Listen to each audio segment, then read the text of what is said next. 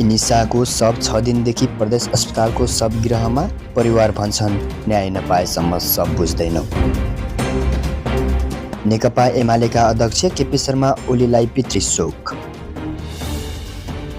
सुर्खेतको वीरेन्द्रनगर 1 बस्दै आएकी 16 वर्षीय इनिसा विकको शव 6 दिनदेखि कर्णाली प्रदेश अस्पतालको शवगृहमा छ। इनिसा फागुन 23 गते शनिबार बिहान 6 बजे ट्युसन पढ्न जान्छु भन्दै घरबाट निस्केकी थिइन्। उनी वीरेन्द्रनगर स्थित उषा बालबाटिका माविमा कक्षा 11मा अध्ययनरत थिइन्। बिहान 8 बजे भित्रै घर फर्किने छोरी 9 बजेसम्म पनि घर नफर्किएपछि उनकी आमा तिलाले फोन गर्दा फोन स्विच अफ थियो। केही समयपछि उनलाई फोन आयो र भनियो तपाईकी छोरी शहीद पार्कको जङ्गलमा बेहोस अवस्थामा छिन्, छिटो आउनु पर्यो। घटनास्थलमा पुग्दा इनिसा बेहोस अवस्थामा थिइन्। घटनास्थलमा पुगेका अन्य व्यक्तिहरूले इनिसालाई कर्णाली प्रदेश अस्पताल पुर्याए। लगत्तै अस्पतालका चिकित्सकले इनिसालाई मृत घोषणा गरिएको थिए।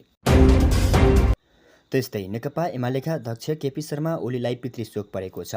ओलीका पिता मोहन प्रसाद ओलीको 97 वर्षको उमेरमा आज बिहान गट्टाघर स्थित अस्पतालमा निधन भएको हो। अस्पताल स्रोतका अनुसार केही समय यता मोहन प्रसाद ओलीको अवस्था अस्वस्थ थियो। उनको पार्थिव शरीरलाई ओली निवास गुन्डुमा लैजाने तयारी गरिएको छ र आजै पशुपति आर्यघाटमा दाह संस्कार गरिने बताइएको छ। स्वर्गीय ओलीका 2 छोरा 3 छोरी छन्।